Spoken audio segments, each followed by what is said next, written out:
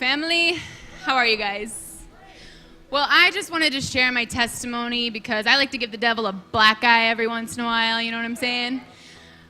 Today it was so funny because I was just driving with one of my friends and we were talking, and I was talking about how I was dealing with this girl, and I felt like I got in the flesh, and I'm like, people don't know, how I used to be. They just see, who I am now. They don't know that I might take off my heel and beat them with it or something, you never know, because you don't know where I came from. So I was just like going off, on how far God, thank you.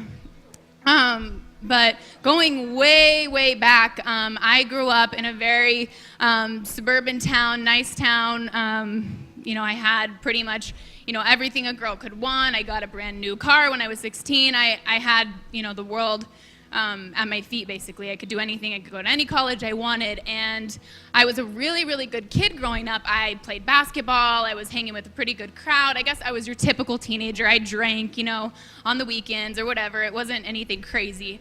Right before my senior year of high school, my grandpa died, and then my boyfriend of 2 years broke up with me, so I was really heartbroken. I was really working through all that, and I just started to go in this spiral of depression. I already had a lot of low self-esteem just from different issues and not really having a close enough relationship with my father and not pulling on that. I did get saved whenever I was a lot younger. I went to church camps. I was one of those girls who was on fire for the Lord, and I was going to bring you all to church with me and put you in my van, and you were going to be in my small group. So it was just crazy how the devil just took a turn in my life. Shortly after my grandpa passed away, then I had another friend who died in a car accident, and then shortly after that, I had another friend who committed suicide who I was with just that weekend. And so it was just an ongoing mess of things that happened. I ended up quitting basketball, which that's pretty much what took up my time anyways and kept me out of trouble. So I started running with the wrong crowd, started smoking weed. Shortly after smoking weed, started smoking meth, started doing everything, shrooms, you name it, I tried it. And everyone was like, what is Ashton doing? Is she really with those people? I mean, you should have seen my boyfriend. He was like this tall. I had my self-esteem was like -0. He was total loser. No one would have even thought that I would have been with this guy. And everyone had no idea what I was doing. Like, oh my gosh, you have so much potential. But when you're in that place, you can't see that. You're just so drowned in your feelings. You're so drowned in your own emotions. And I really got totally into the whole meth scene, and I lost 20 pounds in 1 month. And then I went off to college. My mom, in a desperate attempt, got on the phone. If you know my mom, if she's desperate and she wants something, she's going to get it. So she gets on the phone with Oklahoma State University. I had nowhere near the grades to get into this place, and she gets me into Oklahoma State University. So I go up there. I'm going to school with my sister. I literally think I went to all my classes one time an entire semester. I'm not joking you. And I just started drinking, day after day, started partying. I ended up going back to Texas, getting all my drugs, bringing them back there, getting all my friends there on drugs. I mean, I was just using the gift of leadership for all the wrong reasons, okay?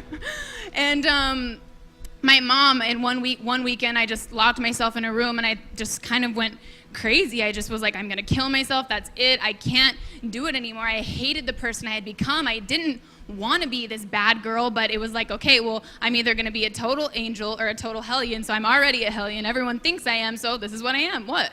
Sorry. And no one was going to stop me. And my mom was searching on the internet. She ended up speaking to one of the ladies here, and I was 18 years old, so there was no way of forcing me to go. So she ends up telling me I could either go live out on the streets or I could come here to this program. I just went to sleep in my bed, and my mom and sister packed all my things, packed up all my dorm room. We literally had just put it all up a couple weeks ago because I'd barely been in college for not very long. I had on my calendar on this notebook, right, counting down the days until I could go home, day 1, day 2, day 3. in SALT class, I'm sitting there okay, yeah, I already know this. But as I kept going, and as I kept going to the character classes, and I kept I just kept being here in the presence of God, something was happening inside of me. A void was being filled. And I remember standing here, and God just poured his love on me. I remember what it was like to feel so empty, and I know there's even people here in the church or sitting here tonight, and I knew how to wear that mask. I knew how to pretend like everything was okay. I promise you, I didn't look like I was on drugs when I came here. I looked like, what are you doing here, girl with blonde hair and from Suburbanville? But God just totally turn my life around and begin to transform the person that I was and instill in me what it was like to be loved by a father and use my leadership gifts for the good things. Now, back then, my biggest problem was that I wanted to die. Now my biggest problem is, God, how can I have enough time to do all the things that you want me to do, all the wonderful things that I want to do for you? And I'm just so amazed at God's love and how far he's brought me. I just see all these young girls, in the program and just dealing with them and knowing how it feels to still have that empty void inside, how you have that space that you just need filled. And it's as like you continue growing in Christ, as you continue going on, that there's just more void filled. And I promise you, I have sown so many tears to reap the joy that I have today. It was not easy. It was hard, and I had to go through hell, and I had to fight offense. I had to fight everything that you could imagine, because back home, it was easy. Whenever I came here, God knew what he was doing. God didn't call me here to rehabilitate me. He called me here as a minister. He called me here to raise me up and to change a nation. So thank you.